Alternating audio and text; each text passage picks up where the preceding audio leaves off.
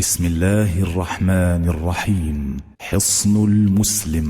من أذكار الكتاب والسنة. بسم الله الرحمن الرحيم. والذاكرين الله كثيرا والذاكرات أعد الله لهم مغفرة وأجرا عظيما. وقال صلى الله عليه وسلم: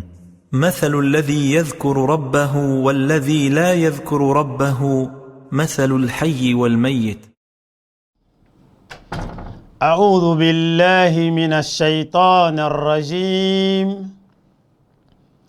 بسم الله الرحمن الرحيم. الحمد لله رب العالمين والعاقبة للمتقين ولا عدوان إلا على الظالمين، والصلاة والسلام على خير النبيين سيدنا محمد صلى الله عليه وعلى آله وأصحابه ومن اتبعهم بإحسان إلى يوم لا ينفع مال ولا بنون إلا من أتى الله بقلب سليم. إخوة الإيمان، السلام عليكم ورحمة الله وبركاته. ọpẹ́ ni fún Ọlọ́run ọba wa,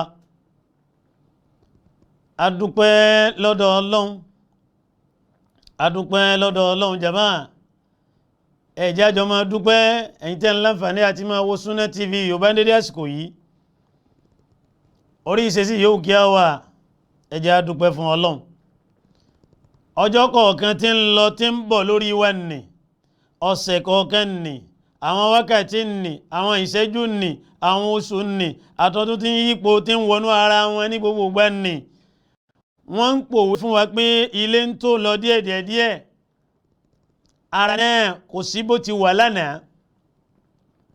Eléyìí náà ló yẹ ká lè máa fún ara wa lára.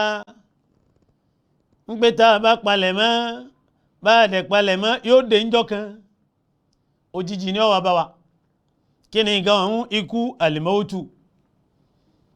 Lójijì náà sáà ní kúndé ìyá bàbá, lójijì náà sáà ní kúndé àǹtí bùrọ̀dá wa, alájà, lójijì náà sáà ní kúndé olórí orílẹ̀-èdè, first lady, premier dame, bàbá mínísítà, ìyá mínísì náà, lójijì náà sáà ní kúndé ẹ̀yin aṣojú nílé ìgbìmọ̀ aṣòfin, lójijì náà sáà ní kúndé ẹni láwọ́ lẹ́sẹ̀ àtẹni ọ̀láwọ́, àtẹni fúnjà àtẹni òfúnjà, lójijì náà sáà ní kúndé àtàlùfàáfá, lójijì náà sáà ní kúndé kọ̀sẹ́ni orí ti kú ṣe nínú wa, àbó orí ṣe ní ọwáwí. Lójijì náà sáà ní kúndé ikú ọ̀bẹ nìkan lámàrà tẹ́lẹ̀, lójijì náà sáà ní kúndé. Èyí tí mo fi ń wọlé lórí ètò lọ́jọ́ tòní nínú Sunna TV Yorùbá wa, amóhùnmáwòrán TV nì, ojú tẹ́ fi ń wò ní fọ́, àwọn tá a fi ń wí ní àyín ò ní lọ, àní sì wí ẹ̀ní sì wá gbọ́. Alhamdulillah, ẹ jẹ́ a jọ dúpẹ́ lórí oore pé a tún kù láyé dòní lásìkò táwọn ayé. Alhamdulillah, ẹ̀rọ ń ṣe ńlá Muhammad ọkọ̀ wa lẹ́kọ̀ọ́ onígbà bá sùn tá a bá jí ká fún Ọlọ́run lọ́pẹ́ lẹ́yìn tí ó wí gbólóhùn alhamdulillahi alladhi ahayana ba'da ma amatana wa ilayhi nushur. Ànábì Muhammad lọ́kọ̀ wa bẹ́ẹ̀. Adúpẹ́ o, orí ìṣesí yóò kí ẹ wà, ẹ jẹ́ a jọ dúpẹ́ fún Ọlọ́run. Alhamdulillah, Olúwa ṣeun. Àtúbọ̀tán rere fún gbogbo olùbẹ̀rù Ọlọ́run. Àlékún ìkẹ́ àti ìgẹ̀ kó máa bó ń ṣe ńlá Muhammad, ẹni ìpinnu àwọn ànábì, ẹni Ọlọ́run fi ṣẹ́ná sí gbogbo ayé, ẹni Ọlọ́run fi wà ròyìn rẹ̀. Ọlọ́run ṣègẹ́ṣègẹ́ fànábì Muhammad, Rabbana ọba mi ta'ala, jẹ́ ó kárí kò mẹ́yẹ nìkan lẹ̀ látàyé títí dé kíyámà ọlọ́run bá wa ṣe bẹ́ẹ̀ fánàbí ohun àwọn ìyàwó àwọn ọmọ àwọn sàhábà àwọn aráalé àwọn tó bá wọn lò àwọn tó tẹ̀lé wọn bẹ́ẹ̀ lórí àwa tòní náà fi kan gbogbo ẹni tí ó tún máa gbéṣẹ́ lórí ìlànà nì títí di ọjọ́ tí gbangba ó dẹkùn tí kedere ọbẹ̀ wò ọjọ́ kíyámà nù. ẹ̀yin ẹ̀yà mi ìtajọ́ láǹfààní àti máa wo Sunna TV Yorùbá lásìkò yìí mo kí wa o mo kí ọkùnrin mo kí obìnrin mo kẹ́yìn baba alibarika mo kẹ́yìn ìyá alibarika mo kẹ́yìn alifa wa látòkè dókè mo kí àwọn lọ́wọ́ bọ́tìnì wa ní àyín mo kí yín o àkàndò ní yín lọ́wọ́ o ilé àtọ̀nà yín ò ní dàrú o àjọ bambi ó ti lérè níwájú Ọlọ́run mo kí baba wa dókítọ̀ tí wọ́n ń tukọ̀ àwọn ètò ní àyín baba wa tí mo fi wà tí àpọ́nlé dárúkọ wọn fadilati Sheikh ad-Doctor abawa alhaji Abdulrahim Shitu Thani kí Ọlọ́run járe yín pẹ́ lórí dáadáa baba wa dókítọ̀ àgbà tí mo fẹ́ wà tí àpọ́nlé dárúkọ tí wọ́n náà ní Markazil Ummu nílé baba wa Dr. Alhaj Abdulhamid Shitu Thani akin mo wá kí gbogbo àwọn alfáà tí ń gba agbọ́nrin Sunna TV Yorùbá kọjá mo kí wa mo kí àwọn alfáà wa nígun mẹ́rin ayé bẹ́ẹ̀ náà ni mo kí àwọn ọmọ kéwú bẹ̀rẹ̀ látọ̀dọ̀ tèmi náà nítorí ọmọ kéwú ni mímú níyé máa tẹ́tíra wájú ẹ̀yin alfáà tí ń fi lo ayé débi tọ́lọ́run bá kọ́ nítorí ó ń sẹ́ńlá Muhammad ní ká máa wá ìmọ̀ látorí ìtẹ́ lọ dórí tẹ́ lèmi fi máa lọ́mọ kéwú àwọn àlùfáà ni mí Ọlọ́run jẹ́ ń da àlùfáà kí n tó lọ. a kí àwọn ọmọ bàbá wa lọ́mọ́lẹ̀ gbàgbé bàbá wa olóògbé nì bàbá wa Alhaji Saifuddin Zakariya Supa àríkọ́ṣe látàjára wásájàṣẹ́ Ọlọ́run jẹ́ kí a mọ̀ dá fún bàbá àlùbáríkà yìí àtàwọn ìyá tí wọ́n ti lọ àtàwọn tí wọ́n tún lọ láìpẹ́ Ọlọ́run bá wa dárò kẹrẹ wọn bá wa papọ̀ kẹfì mọ́bọ̀ kán gbogbo ọ̀nà tẹ́nì kọ̀ọ̀kan wá náà fi lókun lọ́rùn àwọn olóore wa nínú ayé àwọn àlùfáà wa atẹ́tíra ń bẹ̀ ni àkíyè lórí rédíò ni àkíyè lórí ayélujára wọn ni tí wọ́n ti lọ Ọlọ́run jẹ́ kí a mọ̀ dá fún wọn àwọn tó kù Ọlọ́run bá ṣe wọ́n pẹ̀lẹ́pẹ̀lẹ́ àwọn tára wọn ò yá bá fún wọn lálàáfíà lẹ́yìn mi gúngún àti àlàáfíà Ọlọ́run jẹ́ káwa náà látúbọ̀ tán rí àkíyè àwọn ọmọ bàbá wa yìí ẹ kú iṣẹ́ kọ́mọ́sùn yín o kọ́mọ́ rẹ̀ yín o ẹ̀ ṣe fún yẹn o jaza alẹ́ àwòfá kò sí lọ́dọ̀ ẹ̀dá o ẹ̀san tó kún kẹ́kẹ́ ọ̀dọ̀ Ọlọ́run ló wà ẹ máa retí ẹ̀san lọ́dọ̀ Ọlọ́run àwa yín Ọlọ́run jẹ́ kọ́rọ̀ wá já àlìjánà mọ́jẹ́ ò jáná ẹ̀yọ́ máa yá mi nínú ẹ̀sìn Islam ẹ káàbọ̀ sórí ètò wa al-adhkaru an-nabawiyya ìdánilẹ́kọ̀ọ́ látọ̀dọ̀ òjíṣẹ́ ńlá Muhammad sallallahu alayhi wa sallam ẹ jẹ́ n bẹ̀rẹ̀ báyìí nígbàtí àwọn olóyìnbó pé kíníkan ní ọ̀sálí ilẹ̀ ọ̀dà atẹ́gùn rúnu ọba atẹ́gùn jẹ́ àbọ̀dọ̀ ní atẹ́gùn nígbà àwọn kéékèèké wọn ní ẹnìkan láṣẹ nígbàtí atẹ́gùn ní bá jáde lára wa àṣẹ tún láàzìkár ẹkọ ha ni àná Muhammad lọ́jà máa kìí ṣe mi tá lè mi tèmi ọwọ́ akọyin nìkan ẹni Ọlọ́run fi ṣẹ́ rán olùkọ́ àgbà ní àná Muhammad ní sallallahu alayhi wa sallam ó ní nígbàtí ó bá ṣẹlẹ̀ bẹ́ẹ̀ tá a yasó kó lè yí ẹni tí ọ̀gbọ́ gbogbo yóò bá tà ń wíhùn a ṣàdúrà báyìí pé Allahumma inni as'aluka khayraha wa a'udhu bika min sharriha àṣẹ bí yíya só ní àṣọ orí bẹ́ẹ̀ àṣà burú tún wà mẹ́ẹ̀ èmi náà mọ́ bẹ́yìn náà ti kọ́ ha bẹ́ẹ̀ lèmi náà kọ́ ha ń gbà mọ́ pàdé ẹ̀ tó bá ṣẹlẹ̀ bẹ́ẹ̀ a ṣe àdúrà ìpé Allahumma inni as'aluka khayraha wa a'udhu bika min sharriha bẹ́ẹ̀ ni ìmí náà tún wà ó kí n tún mẹ́yìn náà wá ẹ ṣeun Allahumma inni as'aluka khayraha wa khayra ma fiha wa khayra ma ursilat bihi wa a'udhu bika min sharriha wa sharri ma fiha wa sharri ma ursilat bihi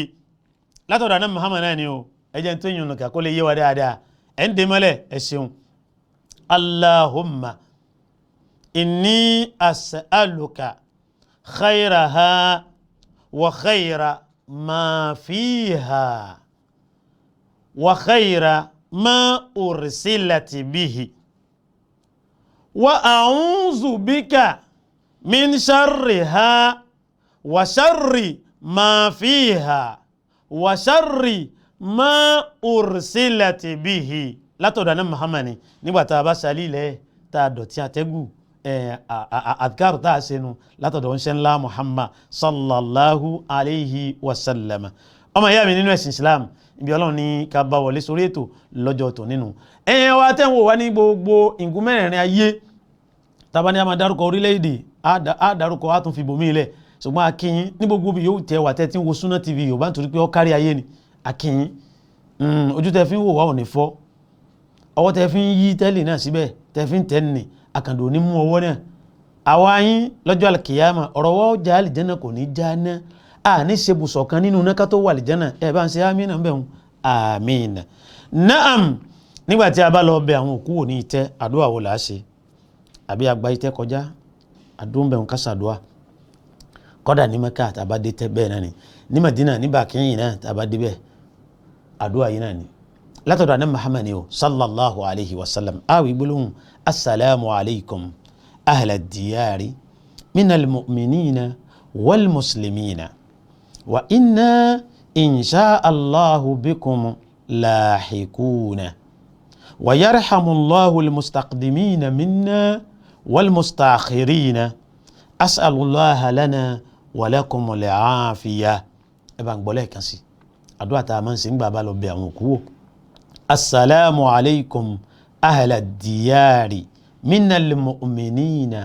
wal muslimina wa inna insha Allahu bikum lahikuna wa yarhamullahu almustaqdimina minna wal mustakhirina as'alullaha lana wa lakumul afiya àdúrà hunu àbá ń ṣe yìí náà yọmọ máa wà náà rántí pé àwa náà ń bọ̀ láìpẹ́ bó ti wù ká pẹ́ tó à ń bọ̀ láìpẹ́ náà ní jàmá àdúrà tá a máa ń ṣe nù látọ̀dọ̀ àná Muhammad sallallahu alayhi wa sallam. bákan náà nígbà tí a bá ń gbé òkú sínú kòtò tá à ń fi ha ọ̀tún òkú lẹ́nu pàlàpàlà sàárè nì kí la máa ń wí ẹ̀yin tẹ́ ń wọnú kòtò tẹ́ ń gbé òkú sí kòtò tẹ́ ń gba òkú sí kòtò sẹ́ máa tẹ́ ẹ bá máa ẹ lọ máa ìmọ̀lọ́lá dín ní ọgbọ́n ògbé anábì Muhammad fi kíní kan lẹ̀ tí ó mẹ́nu débẹ̀ fún wa sallallahu alayhi wa sallam nígbà bá ń fi ọ̀tún òkú lẹ́nu pàlàpàlà sàárè a ní bismillah wa ala sunnati rasulillahi bismillah wa ala sunnati rasulillahi n ta wínú tàbá ń wọlé bó òkú kí ládùá tá a máa ṣe yìí tẹ́ fi ń ṣàròyé tẹ́ fi ń to ẹjọ́ nì ẹlòmí ò tún máa rìsífù kọ́ọ̀lù àti wà ń tẹ́ kọ́dà wọ́n ti ń wọ́lẹ̀ bó òkú náà ṣé ń tán ní ọmọ wínú ẹlòmí ọ̀rọ̀ sẹ́sì ọ̀rọ̀ Bayelsa ọ̀rọ̀ Real àti ọ̀rọ̀ Madrid ní ọmọ wí ní tẹ́ ọ̀rọ̀ Barcelona àbí ṣé ń tán ní ọwọ́ wí ń tẹ́nu èé ṣe tá a bẹ̀rù Ọlọ́run díẹ̀ báyìí ẹnìkan tí ẹ tán wọ́n ń tì í bọnú pàlàpàlà sàárè lọ́wọ́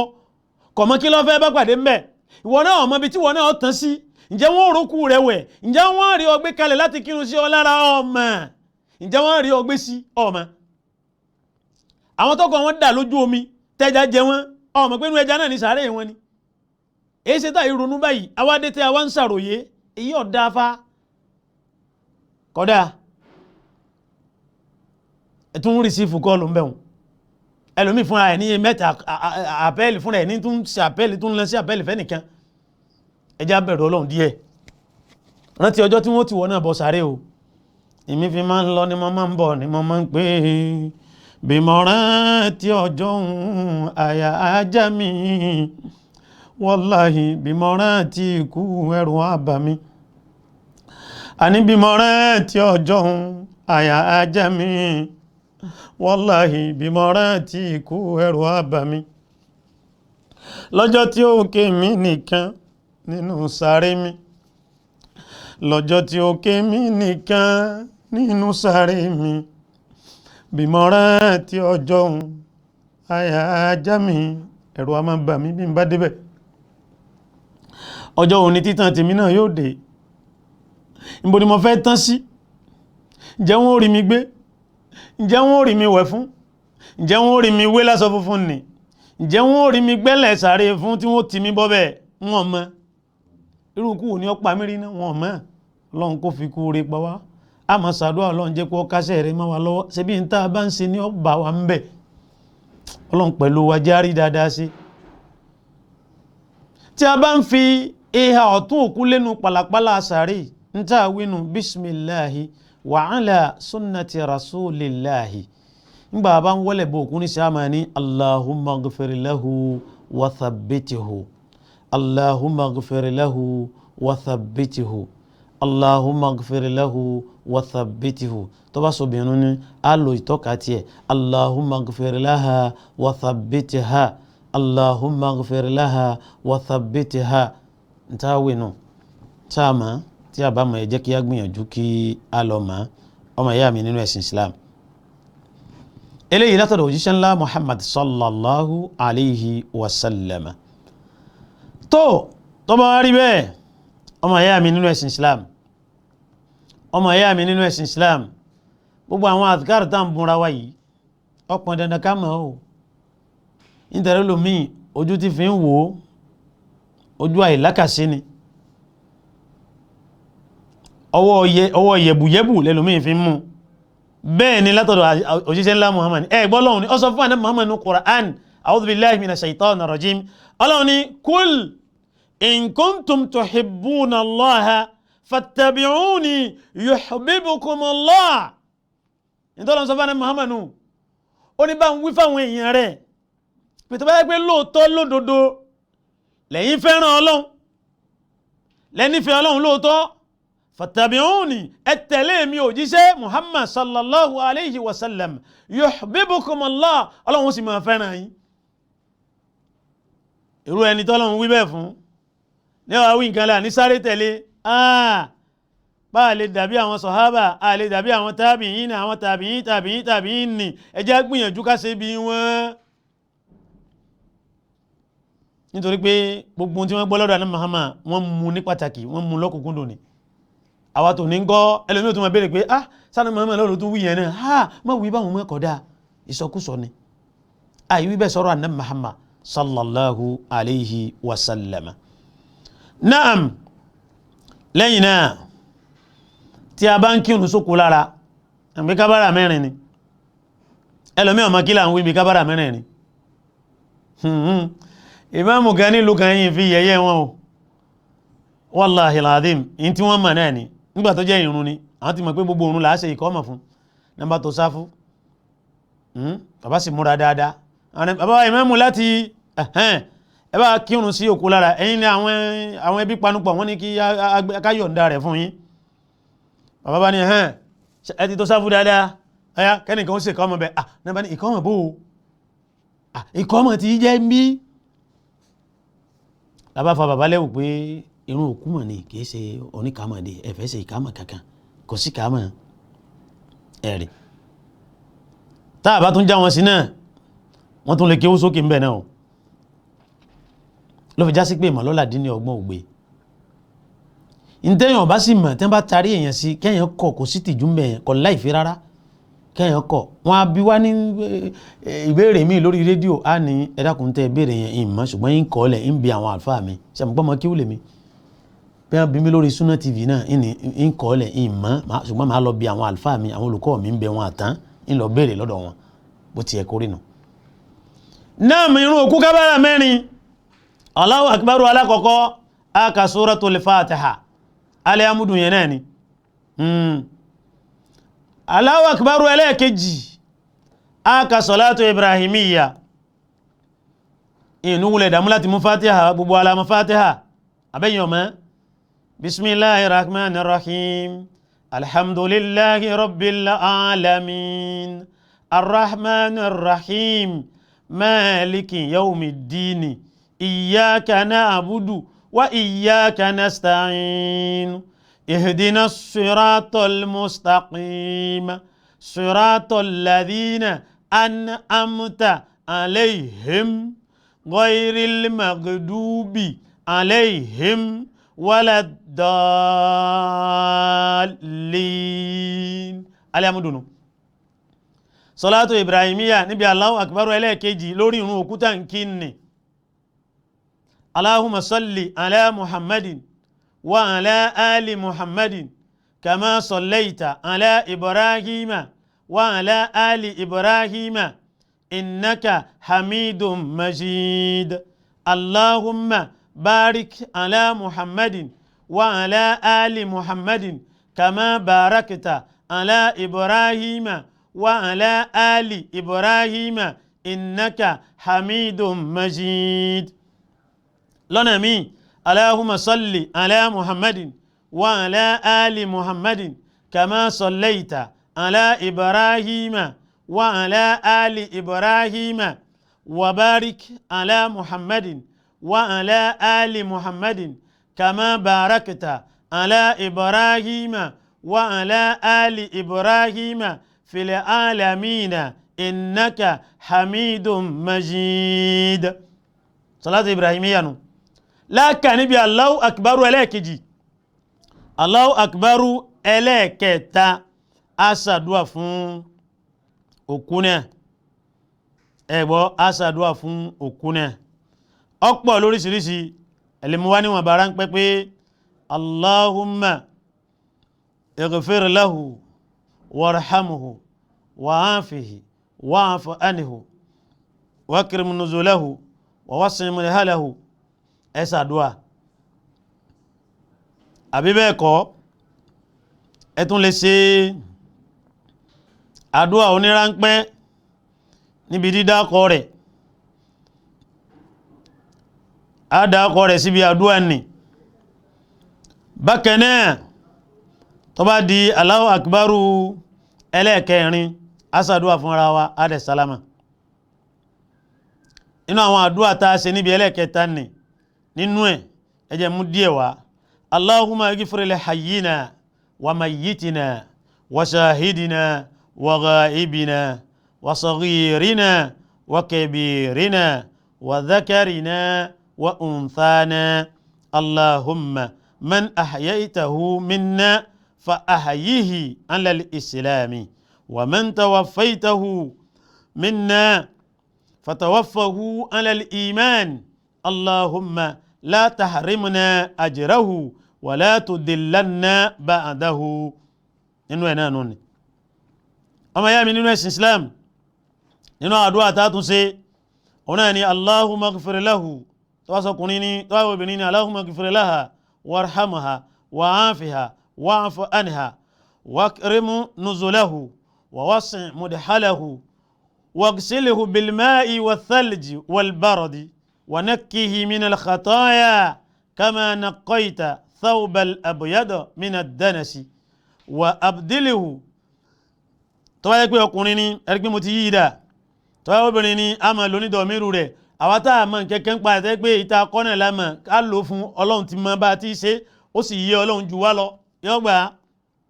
ọyọ́bìnrin ni a máa lò ní ha ha ha ha ọkùnrin ni a máa lò ní hu hu hu hu ẹ̀rí wa abdilhu tọ́yọ́kùnrin ni tọ́yọ́bìnrin ni wa abdilha daran khayran min dariha wa ahlan khayran min ahliha wa zawjan khayran min zawjiha وأدخلها الجنة وأعيذها من عذاب القبر وعذاب النار ọ̀pọ̀ lórí ìrìnà àdúrà tá a ṣe níbi Allahu akbaru ẹlẹ́ẹ̀kẹta wá dìbí ẹlẹ́ẹ̀kẹrin aṣàdúrà ránpẹ́ fúnra wa adẹ̀ ṣe kíni adẹ̀ salama lọ́bá bù ṣe naam nígbàtí òkú bá kú tó yájúlẹ̀ tá a débẹ̀ láti fi ọwọ́ wa pa lójú débi mo ti ṣẹ́bẹ̀ tí ń wò mí lórí Sunna TV Yorùbá ní ẹ̀ṣẹ̀un tí ṣe báyìí hùn aṣàdúwà fún pé Allahumma ighfir li fulan adá ọkọ̀ rẹ̀ warfa darajatahu fil mahdiyyina wa akhlifhu fi aqibihi fil gabirina waghfir lana wa lahu ya rabbal alamin wafsah lahu fi kabrihi wa nawwir lahu fihi tọ́wájú bìnrin ni a ní Allahumma ighfir li fulana adá ọkọ̀ rẹ̀ وارفع درجتها في المهديين واخلفها في عقبها في الجابرين واغفر لنا ولها يا رب العالمين وافسح لها في قبرها ونور لها فيها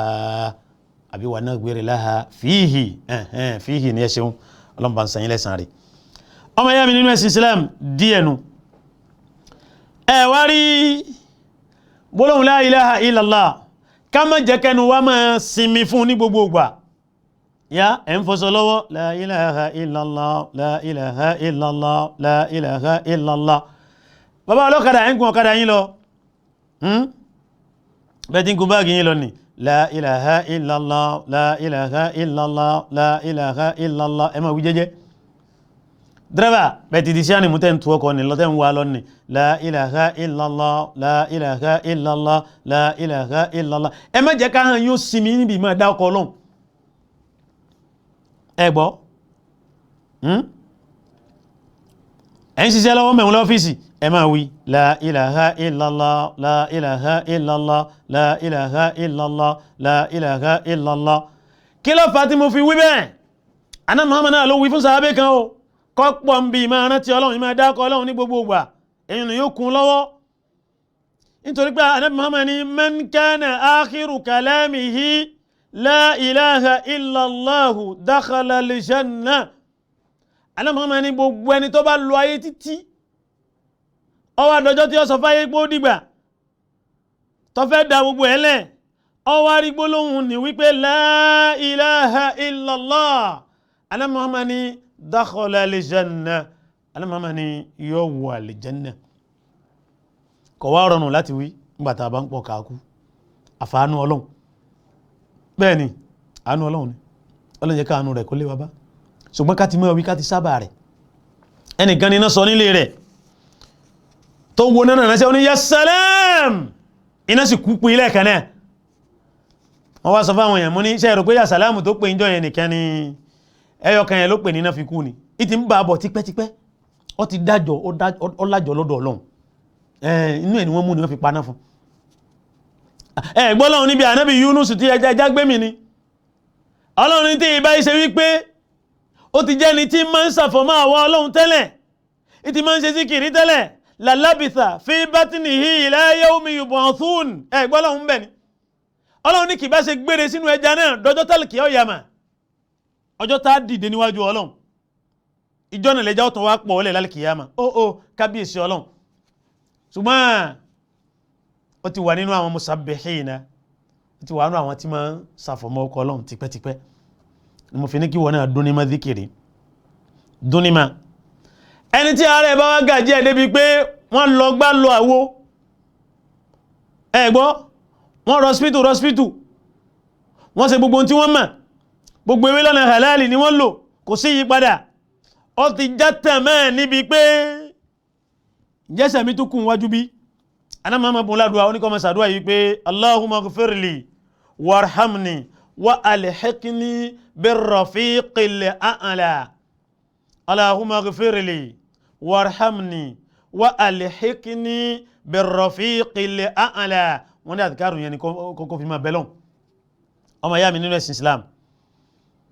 gbogbo wa ló yẹ kí a gbìyànjú ká máa àwọn àdìkárù tá à ń bọ̀ ara wa yìí látọ̀dọ̀ ànábì Muhammad yọ sallallahu alayhi wa sallam naam kí n tó rẹ̀ ń gbẹ àdìkárù tí ànábì Muhammad bùn wá pé a máa ṣe 100 láàárọ̀ 100 lásàlẹ̀ yẹn ẹ dákun ẹja mú ní ọ̀kúnkúndùn wàláhì ìmọ̀ ń ṣiṣẹ́ ẹgbọ́n tí mo wí wàláhì tàláhì ìmọ̀ ń ṣiṣẹ́ òun náà ni la ilaha illallahu wahdahu la sharika lahu lahul mulku wa lahul hamdu wa huwa ala kulli shay'in qadir 100 láàárọ̀ 100 lásàlẹ̀ ìrántí ọlọ́run náà ni ẹ jẹ́ ní ìyá bàbá ìrántí ọlọ́run náà ni ẹ jẹ́ ní àǹtí bùrọ̀dá wa ìrántí ọlọ́run náà ni ẹ jẹ́ ní àlùfáà àti ìmámù ìrántí ọlọ́run náà ni ẹ jẹ́ ní bá a lówó bá a ní ká ṣe sùúrù o bá a kọ́lé bá ò kọ́ ká ṣe sùúrù àní bá a bímọ báyìí tí bí ká ṣe sùúrù ìrántí ọlọ́run náà ni ẹ jẹ́ ní. Assalamu alaikum warahmatullahi wabarakatuh. Ìkànnì tẹ́ ń wò yìí náà ní ìkànnì Sunna TV níbi tí àwọn onímọ̀ ti ń tẹ ìmọ́lẹ̀ sórí ẹ̀sìn Islam látọ̀rọ̀ Sunna TV ìmọ́lẹ̀ nínú sunna nabi Muhammad sallallahu alayhi wa sallam ní gbogbo ìgbà ní kẹ́ ẹ máa wò wá tí ẹ sì máa rí ẹ̀kọ́ ẹ̀sìn kọ́ lórí ìkànnì yìí náà ni o òun ló múlẹ̀ rẹ̀kẹ̀tẹ̀ yàtọ̀ yìí gbogbo mùsùlùmí lọ́kùnrin àti lóbìnrin ẹ jẹ́ ká máa wo Sunna TV ẹ jẹ́ àwọn ọmọ wa náà máa wo Sunna TV kí wọ́n lè bá ní ìmọ̀ tó péye nípa sunna ìkànnì tó ń tànmọ́lẹ̀ sínú ẹ̀sìn ni Sunna TV Yorùbá ẹ máa wò wá ní gbogbo ìgbà kẹ́sì máa kọ́ ẹ̀kọ́ tó péye nípa sunna. ìrántí ọlọ́run náà ni ẹja ní alájí alájà ìrántí ọlọ́run náà ni ẹja ní àlùfáà tọmọ kéwú ìrántí ọlọ́run náà ni ẹja ní ọ̀gáàlú ìrántí ọlọ́run náà ni ẹja ní mínísítà ìrántí ọlọ́run náà ni ẹja ní premier dame first lady ìrántí ọlọ́run náà ni ẹja ní ọlọ́pàá àtẹni òní ìrántí ọlọ́run náà ni ẹja ní olówó àti mẹ̀kúnnù ìrántí ọlọ́run náà ni ẹja ní bá a kọ́lé bá a kọ́ ká ṣe sùúrù bá a lówó bá ò ní ká ṣe sùúrù bá a bímọ bá ò bí ká ṣe sùúrù àní bá a rọkọ̀ bá ò rà ká ṣe sùúrù ìrántí ọlọ́run náà ni ẹja ní òun làgbà ìrántí ọlọ́run ó pàtàkì nínú ayé ọmọ ádámà ọlọ́run ní ìrántí mi wọ́n máa rántí yín ẹ̀rí àsìkáàrì tí mo wílẹ̀ kan kí n tó rẹ̀ ń gbẹ́ni tí mo ní ànábì ní àmàkà 100 láàárọ̀ 100 lásàlẹ̀ ní kí n tó mú wá òun náà ni la ilaha illallahu wahdahu la sharika lahu lahul mulku wa lahul hamdu wa huwa ala kulli shay'in qadir 100 sàn kàwé kó 100 times 100 lówùrọ̀ bákan náà lásàlẹ̀ Ànábì Muhammad sallallahu alayhi wa sallam ó ní gbogbo ẹni bá wí gbólóhùn ní yóò máa bẹ nínú ààbò Ọlọ́run bí wọ́n sàṣí ń jọ́nà kò ní bá kọ́lá kí wọ́n yìí ṣakatú kí wọ́n fi àpèta ránṣẹ́ sí ẹgbọ́ kí wọ́n bùn lápèpa ìṣẹ̀gbésẹ́ kíṣẹ́ ń bẹ lọ́wọ́ ọmọ Ádámà nǹkan kíkan ń bẹ lọ́wọ́ ọmọ Ádámà jẹ́ ń já ọ sí díẹ̀ ẹnìkan ò ní pé ọ̀wá dédé gbọ́ orúkọ rẹ̀ ìwọ nìkan ló gbọ́ ẹnìkan ò ní sílẹ̀gbẹ́ rẹ̀ tí ó yìnbọn wá dédé gbúrò bọ́n gbò báyìí ó jẹ́ gbóòórùn ẹ̀tù bọ́n jama ọmọ Ádámà bẹ́ẹ̀ ni yọ́ ma yí àwọn tó yé àwọn tó mọ̀ ọmọ bí mo ti ń wí náà bẹ́ẹ̀ ni yọ́ ma yọ lẹ́nu pé ní Sunna TV Yorùbá ni wọ́n ti ń wí eléyìí bẹ́ẹ̀ ni màdà ni mo fi ń sọ fún wọn pé kọ́ ọmọ pàtàkì àwọn àdìgárù ni sọ ọmọ pé àdìgárù ń bẹ bọ́ ọba ká akéèké ò ní san ọkọ̀ ní ta ejò gan ò ní sá ọjẹ ọmọ bẹ́ẹ̀ àwọn ọmọ ọ̀ka ló ń wá káàkiri kó tì bọ́wọ́ ọ̀ka ló ń wá kó tì bọ́wọ́ àbí kó síngbẹ́rẹ́ kan yí ọrùn ẹsẹ̀ ká yín ló ń wá káàkiri wàláyà àdìgárù ti wà dáná bí ti fi ilẹ̀ sallallahu alayhi wa sallam kí n bọ̀ wọn kékeré kan ọ̀kan nìyẹn bá ń dé mọ́lẹ̀ bismillahi alladhi la yadurru ma'a ismihi shay'un fil ardi wala fis sama'i wa huwa as-sami'ul alim ẹ̀yẹn máa lò èmi lò orí bẹ́ẹ̀ ni o wallahi al-azim àwọn tààjọ wà ń bẹ ẹnu yà wọ́n pé bọ́dábò lẹ́yìn ṣe wọ́n ní wọn ní kankan àdìgárù tí mo ṣe láàárọ̀ náà ni wọ́n láti káàrù wo ni mo ní bismillahi alladhi la yadurru ma'a ismihi shay'un fil ardi wala fis sama'i wa huwa as-sami'ul alim wọ́n ní mo ní bẹ́ẹ̀ ni ṣùgbọ́n tí gbàgbọ́ yín ọ̀bá rọ̀ mọ́ kò ní ṣiṣẹ́ o ibi tí azikaru lè ṣe nu tó bá ti dáòtù kò lè ṣiṣẹ́ ó ń dute ṣẹ́bẹ̀ náà lẹ́wí ẹ̀yin ní faransé ẹ má bínú tó bá ti ń dute tó ti ní dùtì nínú tó ń wí ní kò ní ṣiṣẹ́ kò ní repọ́n wọ́n má dute ọgbọ́ ọlọ́run gbọ́ ọgbà náà bí rẹ̀ gbọ́ ọmọ pé jíṣẹ́ ọlọ́run ni ọmọ pé kìí sọ ń tọ́bá wù ń tọ́lọ́run bá ní ó wí ní máa ń wí gbàgbọ́kọ̀ tẹ̀lé bẹ́ẹ̀ jàmá wallahi azkaru lórí fóònù báyìí sódìdí Paris Amẹ́ríkà London ọdẹ̀ ń ṣiṣẹ́ ẹni azkaru wà lórílẹ̀-èdè Benin Republic ẹni azkaru wà lórílẹ̀-èdè Nigeria azkaru ń tẹ́ ń ṣiṣẹ́ só ẹwọ mẹ́ẹ̀lì tí ń bẹ láàrin ni ṣe bí gbàgbọ́ ni mo fi ní kọ́ ọmọ mú gbàgbọ́ rẹ lọ́wọ́ gbàgbọ́ nígbàgbọ́ ní ọ̀kan ṣoṣo ọlọ́run ọ̀gbọ́ ọlọ́run gbọ́ ẹbú lọ gbàgbọ́ ẹ̀tù lọ gbàgbọ́ òkà lọ gbàgbọ́ oúnjẹ lọ gbára lé ìfúnpálẹ̀ mí rẹ̀ ń bẹ lára rẹ̀ bàǹtẹ́lì wọ́n fẹ̀mí tẹ́ àbí àdókan tó fi kọ́ọ̀bì kan àbẹ́yìí tó gbé mi àfà lẹ́mí rẹ̀ ń balẹ̀ lé lórí ọ̀ràn tí ọjọ́ òkú ni ọ̀ràn tí ọjọ́ tàṣírí máa tú ni ìjà kò ń bẹ̀ àwọn ọ̀nà kan tí jẹ́ kí ìgbàgbọ́ èèyàn nínú Ọlọ́run kó dàgbàsókè ni a mọ̀ dáadáa jàmá bẹ́ẹ̀ ni àwọn ọ̀nà ni kì í jẹ́ kí bàbá ó dàgbàsókè ẹ̀yin ó máa gbé bàbá kó lọ́dọ̀ Ọlọ́run yóò máa gbé sọ́dọ̀ kíní tébélé tó ń ti ń bẹ lọ́wọ́ rẹ̀ ni ibẹ̀ ni ó máa darí ẹ̀ sí alájà kò nílé wọn lọ sí ọjà lápèjúwe wọn kò ń Porto Novo wọn lọ Kútọ̀nù wọn wá dórí pọ́n wọn ní dírẹ́fà tó bá ti kọjá pọ́n sọ̀hún tó bá ti dé wọn tán bẹ̀ yí padà kí ló dé àwọn gbàgbé kíní kan ẹbí alájà pé kíní wọ́n gbàgbé tí wọ́n fi ní kí dírẹ́fà ó yí ọkọ̀ padà ẹ bèrè lọ́wọ́ wọn abálájì náà ni alájì ẹ̀yìn ni kí lẹ gbàgbé ẹ sọ fún wa ṣebí kíní kan lẹ fẹ́ lọ mú nlé ẹ gbàgbé láti mú lówùrọ̀ ẹ gbàgbé pé tí kú bá dé kíní wọn ò ní gbà yín lẹ̀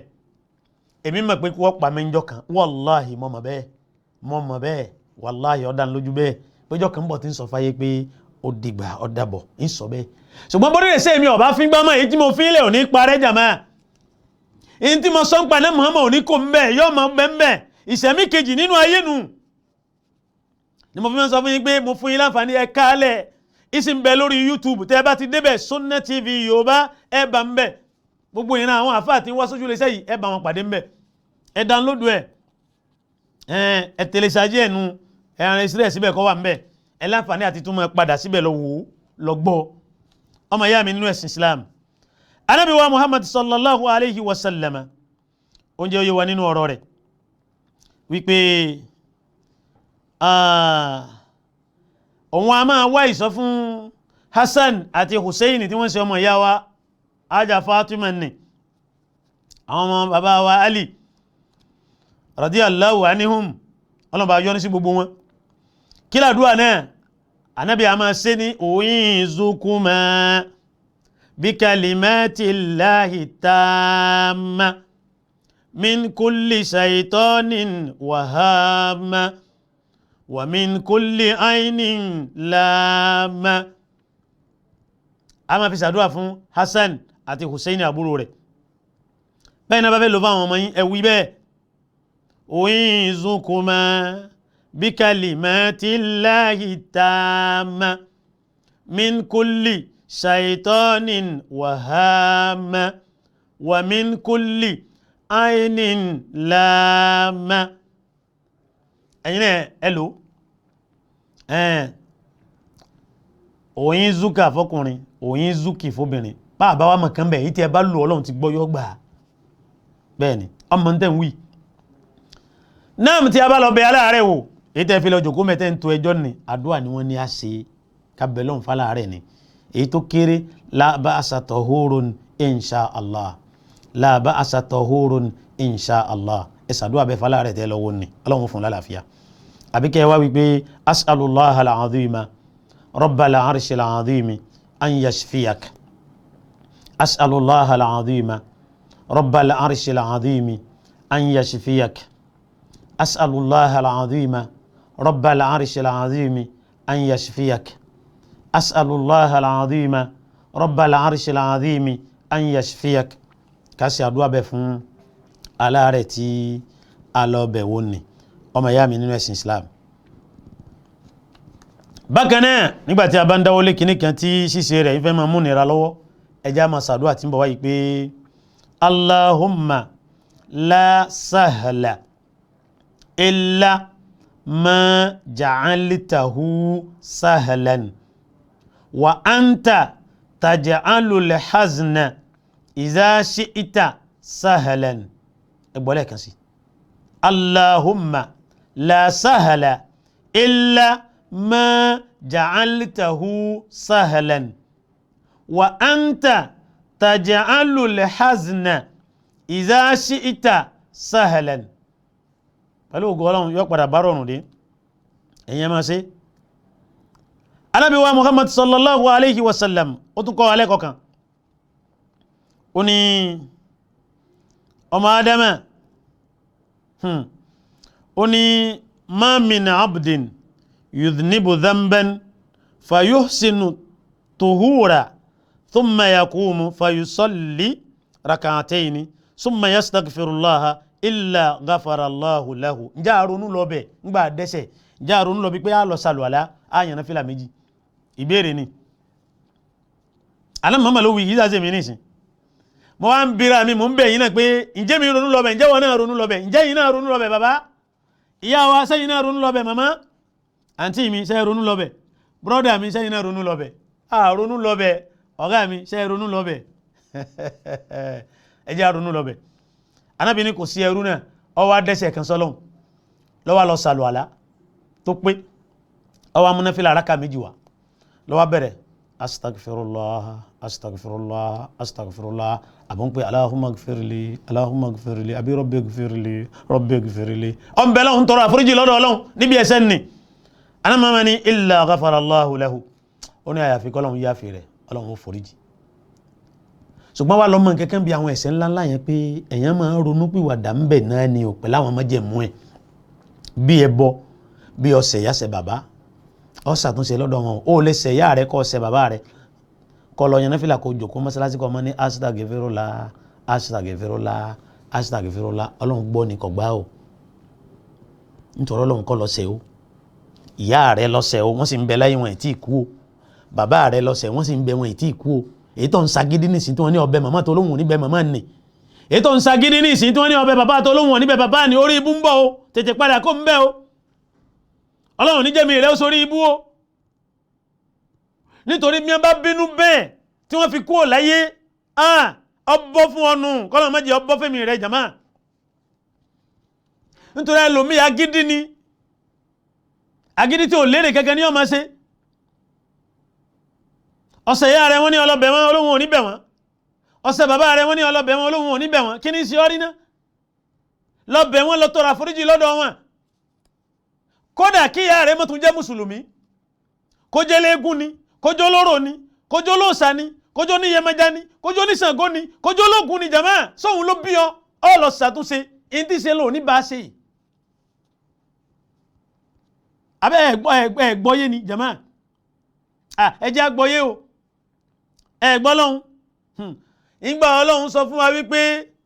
a gbọ́dọ̀ jọ́sìn fẹ́ nìkan àfohun òun nìkan la máa jọ́sìn fún lẹ́sẹ̀kẹsẹ̀ ọlọ́run ní wabil walidayni ihsana ẹ ṣe dáadáa sáwọn òbí yín méjèèjì ẹ má jẹ́ wọn bínú ẹ dáa sí wọn kódà níbi òòṣà tí wọ́n ń ṣe ọlọ́run ní òòṣà nílò ní bá wọn ṣe ní tí wọ́n ń bọ lẹ́yìn ọlọ́run ní wọ́n ní bá wọn bọ̀ ṣùgbọ́n wọ́n máa ṣe dáadáa sí wọn wa sahibuhuma fid dunya ma'rufa ó ṣe dáadáa sí wọn ìyá mi ò lè bí ọmọ ẹni tí ó bí ọ ló ti bí ọ nì bàbá mi ò lè bí ọmọ ẹni tó fẹ́ bí ọ náà ló ti bí ọ nù ọ wà dáa sí wọn ọgbọ́lọ́hun wa sahibuhuma fi dunya ma'rufa ọlọ́run ní máa ṣe dáadáa sí wọn máa bá wọn gbé nígbàgbé tó dáa ọ̀n ra sọ fún wọn máa rà ọ̀n fún wọn lóúnjẹ máa fún wọn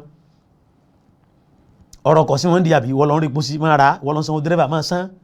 ọlọ́run kẹ́ ọ bẹ́ẹ̀ ìwọ ra masínì sí wọn di máa lọ rí epo sínú ẹ̀ fún wọn ìwọ orí kan ṣe ọ̀sàkọ́lé abúlé kan bambú ni àbí tóòlù kan àbí ọ̀dẹ́kin ilé sí wọn lórí àfà máa sanwó náà àtọwọ́ omi tí wọ́n ń lò ń bẹ̀ ọ̀n tọ́jú òbí rẹ̀ náà ni o òun ṣe dáadáa sí wọn nítorí kò sí dáadáa tó o lè ṣe tí ó tóun táwọn ṣe fún wọ mo fẹ́ kí gbogbo àwọn ọmọ ká lọ mọ̀ bẹ́ẹ̀ kọ́dà kọ́ ra pléènì fún wọn kò tó ẹgbẹ́ni tó gbé ìyá rẹ̀ tó gbé pọ̀n fi ṣe gbogbo iṣẹ́ hajj ni ó fi ṣe tàwáfù ó fi ṣe sàfá àti márùwà kọ̀tẹ̀ fi ṣe gbogbo iṣẹ́ hajj iṣẹ́ méjì náà nìkan ló fi ṣe ó ṣe tàwáfù ó ṣe sàfá àti márùwà lọ́bá tán ilé wa mi kẹlẹ̀kẹlẹ̀ ọlọ́bọ́sẹ̀ ńlá Muhammad pé òun ṣe nǹkan kí ló ṣe òun ṣe báyìí ó ṣe nǹkan lóòótọ́ ó ṣe nǹkan ṣùgbọ́n ká má sọ tinú oyún ìjọ́ òní ìyá rẹ̀ gbé ọpọ̀n ní tán sọ pé ó sú àwọn bàbá padà sí tinú oyún ìjọ́ òní ìyá rẹ̀ tẹni tó oyún yìí ń pọ̀n mí ẹjẹ́ ń sọ kalẹ̀ díẹ̀ kí n sinmi díẹ̀ ìjọ́ wo ló ṣẹlẹ̀ bẹ́ẹ̀ sọmọ pé bàbá wí fún wọn náà tọwọ́ rẹ̀ ọbọ̀ kò lè tó tí wọ́n ṣe fún wa kẹ́nìkan mọ́ pàtàkì kan fún ọ nígbé àyà rẹ̀ ń gbà ó bí ọkẹ́ gbé ọkalẹ̀ lópin ló lọ́sà lọ ni àló ti bí ọ ná ìwọ ṣe dáadáa sí ń gbà ọlọ́run wá ní oyè nì ọyà ń bẹ̀ ní jama Ànábì Muhammad sallallahu alayhi wa sallam ó ní kẹ́rù kan wá ṣe ẹ̀ṣẹ̀ kan ó ní ma min abdin yuznibu dhanban fayuhsinu tuhura ọwọ́ sàlùwàlá nígbà tó rí rẹ̀ lẹ́lẹ́sẹ̀ nì ọwọ́ ṣe kí ni ọwọ́ ẹni fìlà rákà méjì ọwọ́ tọrọ àforíjì lọ́dọ̀ ọlọ́run Ànábì Muhammad ní àyàfi kọ́lọ́run foríjì yóò bá lọ wọ́n bọ̀ wọ́n ní bí ẹlẹ́jọ́ bá mẹjọ́ ẹlẹ́bi tẹ́lẹ́sẹ̀ bá ti mẹ́rẹ̀ ẹlẹ́lẹ́sẹ̀ wọ́n ní kò ní pẹ́ lórí ìkúnlẹ̀ mọ́ ọmọ ìyá mi nínú ẹ̀sìn Islam ọdọwọ́ tèmi àti tẹ̀yìn náà nam àwọn àfikàrù tí a máa ń so bu ara wa tó já sí pé oníbà tí kàlá àárọ̀ oníbà tí kàlá sàlẹ̀ jẹ́ mú wálẹ̀ kẹ́nẹ́ òun náà ni Allahumma bika asbahana wa bika amsayna wa bika nahya wa bika namutu wa ilayka nusur lóòrọ̀ láwí bẹ́ẹ̀ ẹgbọ́lẹ̀ kan sí Allahumma bika asbahana wa bika amsayna wa bika nahya wa bika namutu wa ilayka nushur lówùrọ̀ nù tó bá di àṣálẹ́ wa wí báyìí gbọ́ dáadáa allahumma bika amsayna wa bika asbahana wa bika nahya wa bika namutu wa ilayka al-masir ẹgbọ́n náà lẹ́ẹ̀kan sí tó bá di àṣálẹ́ tá a bá fẹ́ wí allahumma bika amsayna wa bika asbahana wa bika nahya wa bika namutu wa ilayka al-masir bá ti wí lásàlẹ́nu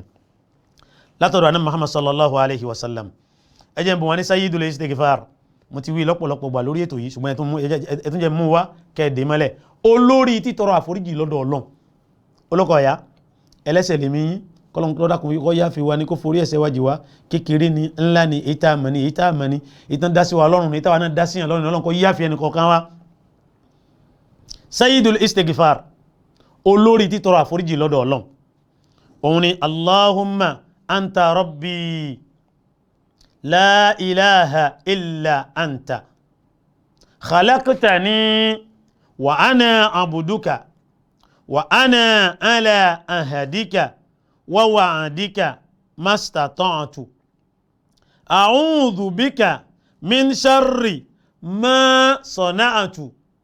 abu'u laka bi ni'matika alayya wa abu'u bi dhanbi faghfir li fa innahu la yaghfiru dhunuba illa anta olórí tí tọrọ àforíjì lọ́dọ̀ Ọlọ́run ẹ bá ń gbọ́ lẹ́ẹ̀kan sí àǹtí ẹ̀dẹ̀ mọ́lẹ̀ o bọ̀dá mi ẹ̀dẹ̀ mọ́lẹ̀ o ọ̀n lọ náà nù o allahumma anta rabbi la ilaha illa anta khalaqtani wa ana abduka wa ana ala ahadika wa wa'adika mastata'tu a'udhu bika min sharri ma sana'tu abu'u laka bi ni'matika alayya wa abu'u bi dhanbi faghfir li fa innahu la yaghfiru dhunuba illa anta olórí títọrọ àforíjì lọ́dọ̀ Ọlọ́run nù ọmọ ìyá mi nínú ẹ̀sìn Islam ẹ jẹ́ á gbìyànjú kí a mọ̀ kọ́lọ́nkọ́ yá fi wa kó forí ẹ̀ṣẹ̀ wa jì wá kékeré ẹbẹ̀ ńlá ẹbẹ̀ èyí tá a mọ̀ àti èyí tá a mọ̀ ọlọ́nkọ́ yá fi wa o. naam nínú àwọn àdìkárì tá a tún mú wá fún ara wa jàmáà òun náà ni èyí tí anamọ́mọ́ máa wí indal karbi nígbà tí bá ń bẹnu ewu kan tí dùgbẹ̀dùgbẹ̀ kan rọ̀ lókè tá a ti mọ̀ kí ló fẹ́ já ń bẹ̀ a máa ṣàdúrà yìí pé la ilaha illallah al-azimul halim la ilaha illallah rabbul arshil azim la ilaha illallah rabbus samawati wa rabbul ardi wa rabbul arshil karim ẹgbọ́lẹ̀ kan sí tí dùgbẹ̀dùgbẹ̀ kan rọ̀ lókè àmọ́ tó fẹ́ bọ́ ń bẹ̀ tí ewu kan fẹ́ máa wúra rẹ̀ a pè é la ilaha illallahu al-azimul halim la ilaha illallah rabbul arshil azim la ilaha illallah rabbus samawati wa rabbul ardi wa rabbul arshil karim látọ̀dọ̀ ànábì Muhammad sallallahu alayhi wa sallam. ọmọ ìyá mi nígbàtí a bá yí àpadà lórí ibùsùn ní òru ẹ jẹ́ á wí gbólóhùn yìí a yí àpadà lórí ibùsùn tí lákàáyé náà wá kíláwì la ilaha illallah alwahidul qahhar rabbus samawati wal ardi wa ma baynahuma al-azizul ghaffar ẹgbọ́lẹ̀ kan sí tí a bá yí àpadà lórí ibùsùn tọpọlọ náà wá kani la ilaha illallahu liwahidul qahhar rabbus samawati wal ardi wama baynahuma al-azizul ghaffar látọ̀dọ̀ ànábì Muhammad ni o sallallahu alayhi wa sallama. ọmọ ìyá mi nínú ẹ̀sìn Islam nígbàtí a bá rí ilé tẹ́sù kí ládùá ta mọ́ ṣe àṣẹ̀ṣẹ̀ yọ oṣù ní sánmà a ṣàdúwà báyìí pé Allahu akbar a ṣe títóbi fún orúkọ Ọlọ́run tí mú wá tí mú lọ́nà a wà ká àdúwà yìí Allahumma ahillahu alayna bil amni wal imani was salamati wal islami wat tawfiqi lima tuhibbu wa tarda rabbuna wa rabbuka Allah. ó tún lè wáyé lọ́wọ́ mi o àdúwà yìí létí ṣùnú ọmọ ìyá mi nínú ẹ̀sìn Islam àwọn àdìkárù tá ń búra wa yìí ẹ má jẹ́ àfọwọ́ ọkọ̀ jẹ́ nǹkan mú tó nígbàtí gbèsè bá gàjí wá ìbẹ̀ lọ́rùn tèmi náà Ọlọ́run kó ṣe sísan rẹ̀ nílọ́rùn ìbẹ̀ lọ́rùn tí yín náà ẹ ṣeun kékeré ibẹ̀ kí n tó wá mú ìtọ́tẹ̀lé wa òun náà ni Allahumma ikfini bihalalika an haramika wa agnini bifadlika amman siwaka òun ló kéré jù mbẹ Allahumma kfini bihalalika an haramika wa agnini bifadlika amman siwaka. ètò tún tẹ̀lé lọ́wọ́ mi òun náà ni Allahumma inni a'udhu bika minal hammi wal hadani wal ajzi wal kasali wal bukhli wal jubni wa dala'i dayni wa ghalabati rijal. ẹgbọ́lẹ̀ kan sí Allahumma inni a'udhu bika minal hammi wal hazani. ẹgbọ́ Allahumma inni a'udhu bika minal hammi wal hazani wal ajzi wal kasali wal bukhli wal jubni wa dala'i dayni wa ghalabati rijal. gbèsè tí ń bẹ lọ́rùn wa Ọlọ́run ó ṣe sísan rẹ̀ ní ìrọ̀rùn. naam ọmọ ìyá mi nínú ẹ̀sìn Islam àdúà lórí ìgbénilékè ọ̀tá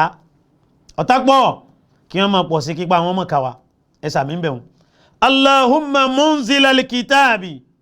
sari' al-hisabi ihzimil ahzaba Allahumma ihzimhum wazalzilhum. Allahumma munzila al-kitabi sari' al-hisabi ihzimil ahzaba Allahumma ihzimhum wazalzilhum. bí yẹn bá ti wá gùn jù ẹ máa pé Allahumma ikfinihim bima shi'ita Allahumma ikfinihim bima shi'ita. ìgbénilékè ọ̀tá ni àbíta bá ń bẹ̀rù kọ́ta kípa ọ̀tá ọmọ kàmì kípa ọ̀tá ọmọ kàmì. lẹ́yìn náà kùrìsí wà ń bẹ̀ o ẹ má fi ṣeré rárá ẹ rí i pé ó wà nínú gbogbo àdìkárì ìrun márùn-ún tá ń kí kùrìsí wà nínú àdìkárì tá ń ká nígbà bá sálámà bó ṣe kùrìsí wà nínú gbogbo ẹ̀. Suratul Baqarah chapitre 2 verset 255 Quran chapter 2 verse 255 ó wà ń bẹ̀ Quran orí kejì àyà tá a mọ̀ ní ẹsẹ̀ 255 ó wà ń bẹ̀. ẹlọ wo ẹba ń bẹ̀ kùrìsí ibi tó wà ní Quran nínú. Ànábì Muhammad sallallahu alayhi wa sallam kọ̀sà mẹ́nu bá fún wa kí ni nǹkan náà àdúà èyí tó já sí wípé èyún náà ìgbéni borí ọ̀tá lòun náà wà kí ni ẹ ti mọ̀ hasibunallahu wa ni'mal wakil òun ni hasibunallahu wa ni'mal wakil ẹ̀yin náà fi máa bẹ̀lọ́n hasibunallahu wa ni'mal wakil hasibunallahu wa ni'mal wakil hasibunallahu wa ni'mal wakil. bákan náà àṣetánì ò ní ra wa mú o ọlọ́bì gan ọlọ́pàdé ẹnìkan tó jẹ́ pé ọ̀tá rẹ̀ ni wọ́n sáà máa wí jẹ́jẹ́ ń bẹ̀rún pé Allahumma inna naj'aluka في نحورهم ونعوذ بك من شرورهم اللهم إنا نجعلك في نحورهم ونعوذ بك من شرورهم اللهم إنا نجعلك في نحورهم ونعوذ بك من شرورهم وفيما بلون ما هو به فيما بلون طا أما يا من الناس الإسلام إبان يبان محمد بهم تفوا لا وانفاني Ọlọ́run ṣèkẹ̀ṣègẹ̀ fanabi Muhammad Rabbana ọba mi ta'ala jẹ́ ó kárí kò má yọ ẹnìkan lẹ̀ látayé títí dé kíyàmá. Nígbà tí òjò bá ń rọ̀ lọ́wọ́ kí làdúrà tánà bíbùn wa òun náà ni Allahumma sayyiban nafi'an Allahumma sayyiban nafi'an. Nígbà tó òjò bá ń rọ̀ lọ́wọ́ tí àrá bá sánú òjò ètò fi máa ṣe pàpàpàpà bọ́ ọba ẹmú ni àìwí báwọn mùsùlùmí ìwí bẹ́ẹ̀ kí láàwí subhanalladhi yusabbihu ra'adu bihamdihi wal malaikatu min khifatihi ẹgbọ́lẹ̀ kan sí tí àrá bá sán gbẹ̀rẹ̀ ni subhanalladhi yusabbihu ra'adu bihamdihi wal malaikatu min khifatihi nda man winu látọ̀dọ̀ Ànábì Muhammad sallallahu alaihi wasallam òjò ti wárọ̀ ọ̀dábù ṣe kíláwì mutirna bifadlillahi wa rahmatihi mutirna bifadlillahi wa rahmatihi ní àyín ni wọ́n ti sẹ́nu dédé síbí lọ́jọ́ tòní àtùmọ̀ láǹfààní àti pàdé lọ́jọ́ mi ọjọ́ rí ojúlé Sunna TV Yorùbá májẹ̀ òjóná májẹ̀ òjájọ́ rẹ̀yìn gbogbo àwọn àlùfáà wa tí wọ́n ń fún wa ní ìdánilẹ́kọ̀ọ́ tí wọ́n ń fọ̀rọ̀ Ọlọ́run bọ́ wa àtàwọn Al-Qur'an nínú ìyàrá kó tó gbóyìí Ọlọ́run má fi nǹkan sí wọn má fi nǹkan sàwa náà tẹ́lẹ̀ orójú kọ́nà ọ̀rá yìí fún wa má jà bá àpò wa dì mú ọlá ìpè méjì Ọlọ́run má jà fẹ́ nínú kù àlọ́ àbọ̀ wa yọ̀ máa dá o tàbá ti ń jáde pẹ̀lú bismillah ká máa débi à ń lọ pẹ̀lú alhamdulillah tàbá ti tún gbéra ń bẹ̀ pẹ̀lú bismillah ká máa padà wọlé wa pẹ̀lú alhamdulillah gbogbo ẹni jáde kọ́ ní padà wọlé tẹ́ bá fẹ́ jáde ńlé bismillahi tawakalitu ala Allahi wala hawla wala quwwata illa billahi mo ti wíwá lọ́pọ̀lọpọ̀ ń bí o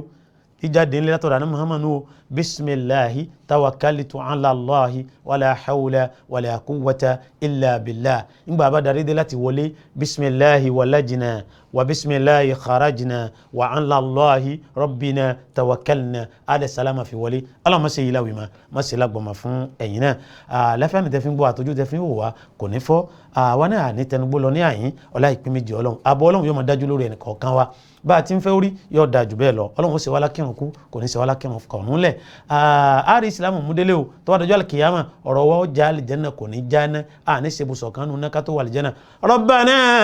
la tu'akhizna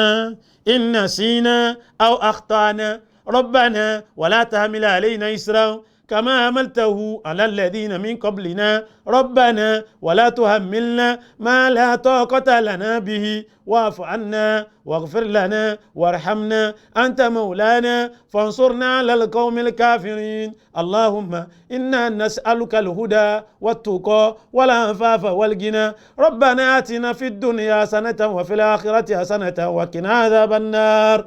اللهم صل على محمد وعلى ال محمد كما صليت على ابراهيم وعلى ال ابراهيم انك حميد مجيد اللهم بارك على محمد وعلى ال محمد كما باركت على ابراهيم وعلى ال ابراهيم انك حميد مجيد سبحانك اللهم وبحمدك نشهد ان لا اله الا انت نستغفرك ونتوب اليك سبحان ربك رب العزه عما يصفون وسلام على المرسلين والحمد لله رب العالمين والسلام عليكم ورحمة الله وبركاته مع السلام وإلى اللقاء. الله